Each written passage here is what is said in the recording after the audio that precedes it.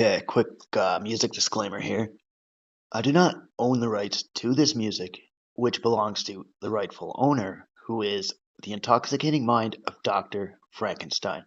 So he made my intro and my outro, and I hope you guys enjoy. Check him out on Spotify and YouTube, and no copyright infringement is intended. Have a good day.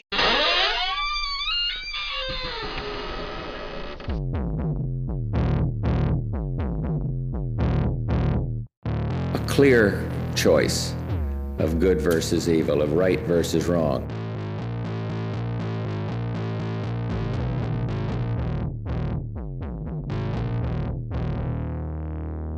Twisted Tales. Welcome back to Twisted Tales, folks. Tonight's tale, episode number 56, we're going to talk about Joseph George Sutherland. Now, this guy was a murderer on the run for his crimes back in the 1980s. He was born 1961 in Moosonee, Ontario, Canada. Now, Moosonee is about an 850-kilometer distance from the city of Toronto. Now, it's a tiny little village located in the far north, close to James Bay, the southernmost point of Hudson Bay. Now, some murders happened back in the 1980s. These cases went cold for around 40 years. Police always had a suspect in mind. They just needed to confirm their suspicions, which pointed at a man named Joseph George Sutherland. And let's get talking about him. So, Joseph George Sutherland. He was living in Toronto at the time of these murders. In 1983, two women who had no ties to one another were both sexually assaulted and stabbed to death, all within months of each other. And for decades, the killer eluded police. This was until advances in science and genealogy came into play, and police could finally start finishing what they started some 39 years ago. So let's head back to the 1980s, and we'll talk about how it all shook down. So, Susan Tice had recently moved from Calgary, Alberta, to Toronto, Ontario. She was a single 45-year-old, a social worker, and she was a mother of 4.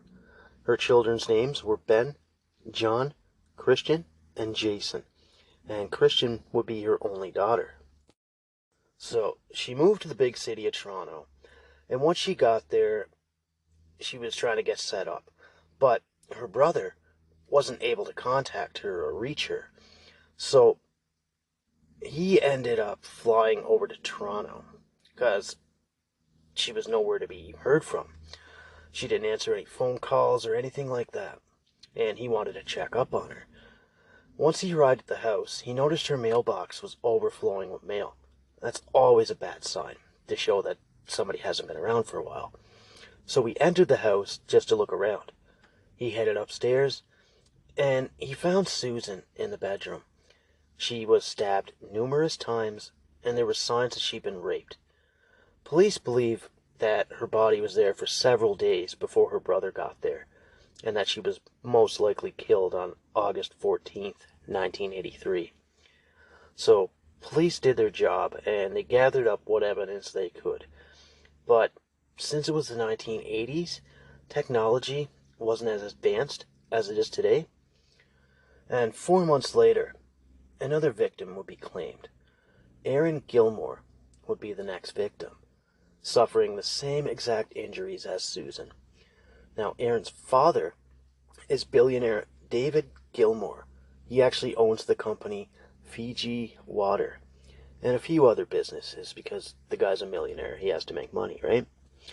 So Aaron was 22 years old at the time. So she was trying to climb the ladder in the fashion industry. So she wanted to be a fashion designer. So she studied fashion at Ryerson University.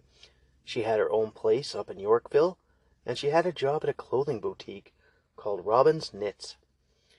So the apartment that she rented was located above the boutique shop at 37B Hazelton Avenue.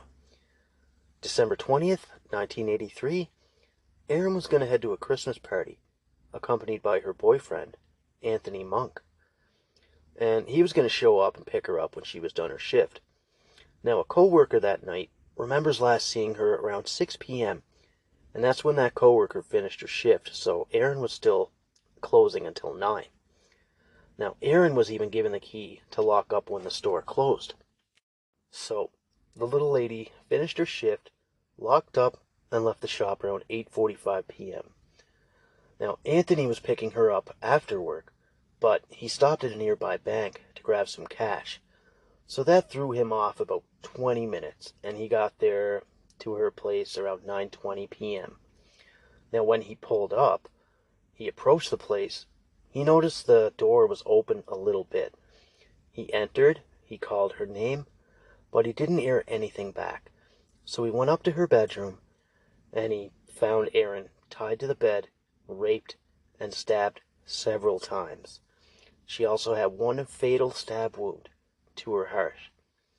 All of this happened in that 35-minute period before Anthony arrived.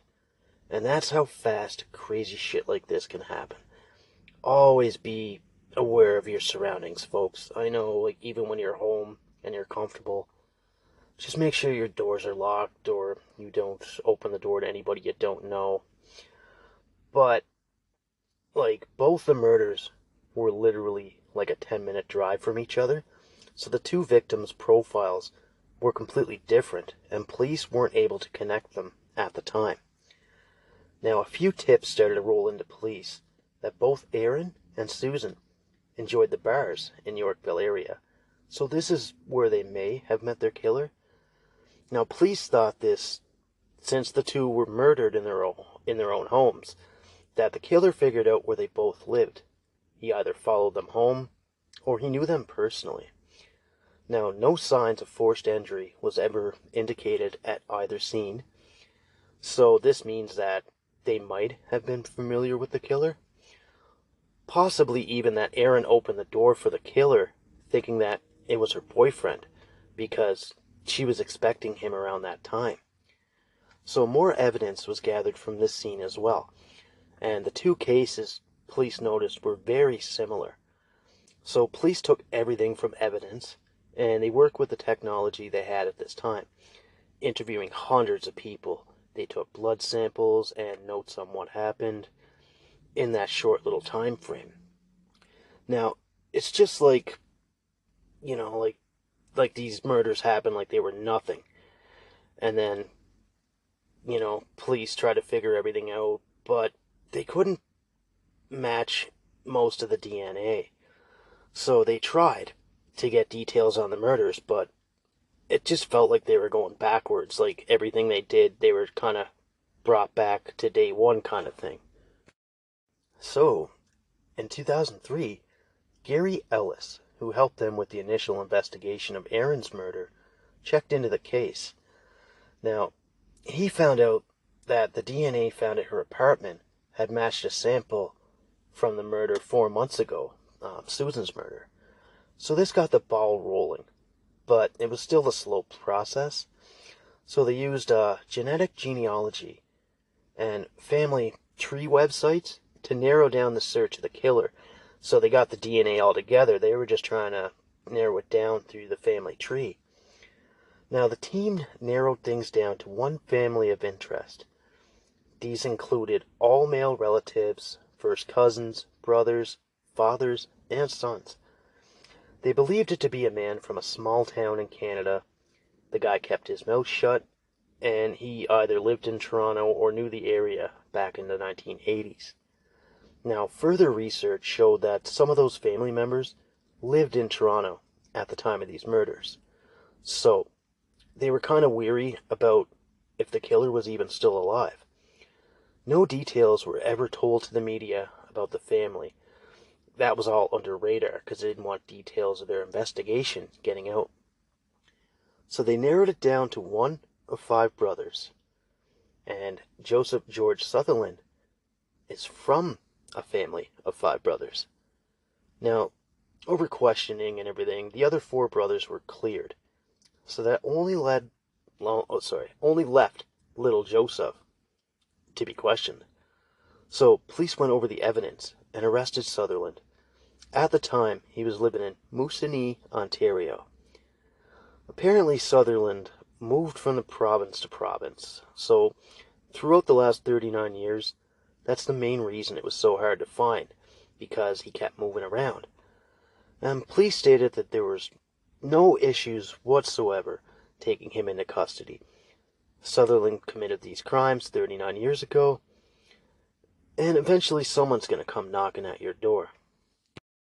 Sutherland didn't give any mention or anything like that about any info on his extended family who lived around Northern Ontario. He didn't give any details about them, because maybe he didn't want to give them up, or maybe he stayed with them over those years, right? Now, John Joseph Sutherland, now 61 years old, was arrested in Moosonee, and he was taken into custody and brought back to Toronto. Now, under the 1983 Criminal Code, he was charged with 2 counts of first-degree murder for the deaths of Aaron Gilmore and Susan Tice.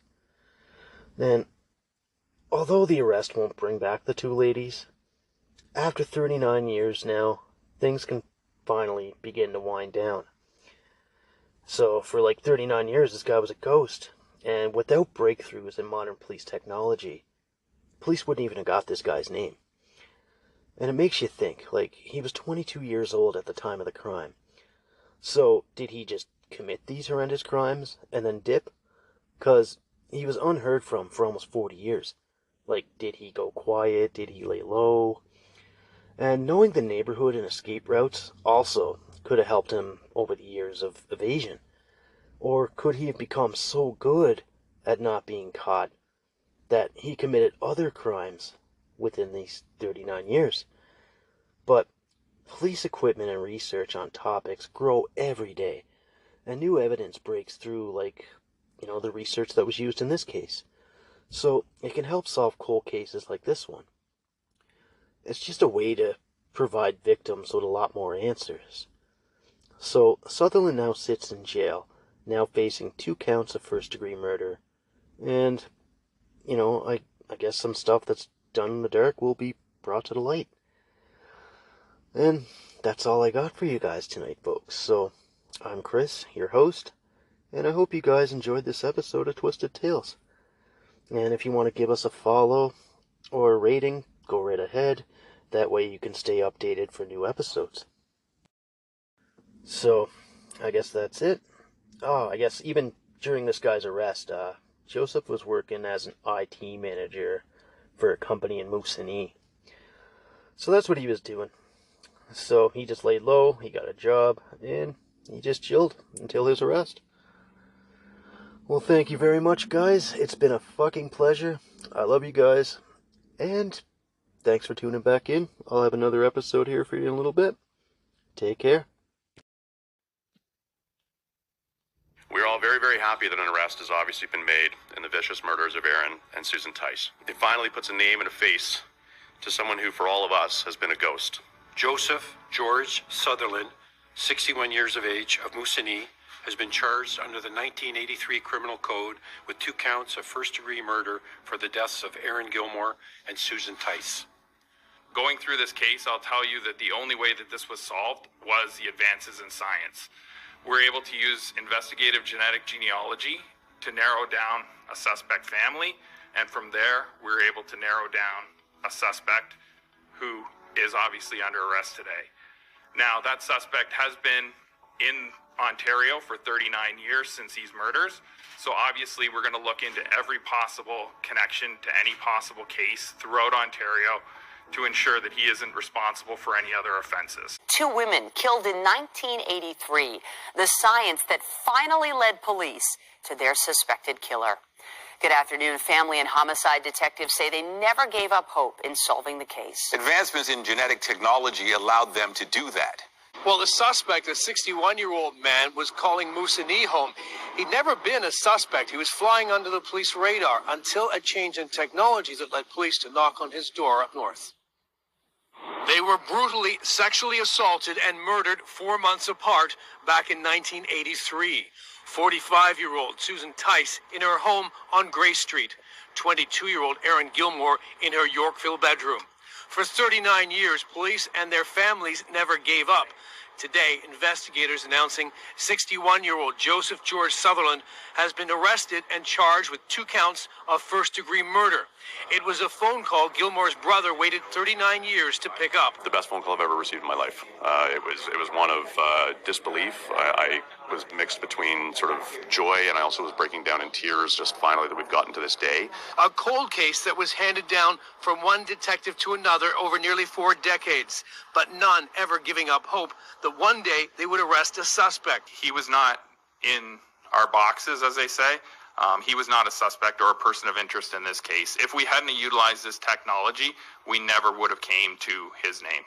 The technology advancements in genetic genealogy. Going through this case, I'll tell you that the only way that this was solved was the advances in science.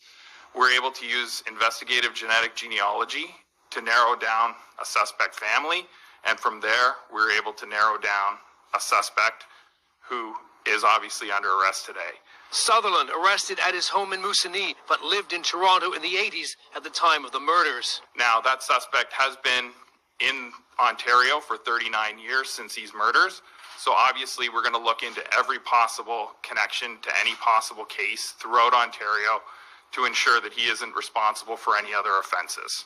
And releasing today a picture of a younger Joseph Sutherland, in case sexual assault victims who did not report their assaults might make a connection. And the technology used today to arrest Sutherland is the same technology used to find a suspect in the Christine Jessup murder, except in the Christine Jessup murder, by the time they identified it was her neighbor, he had died by suicide.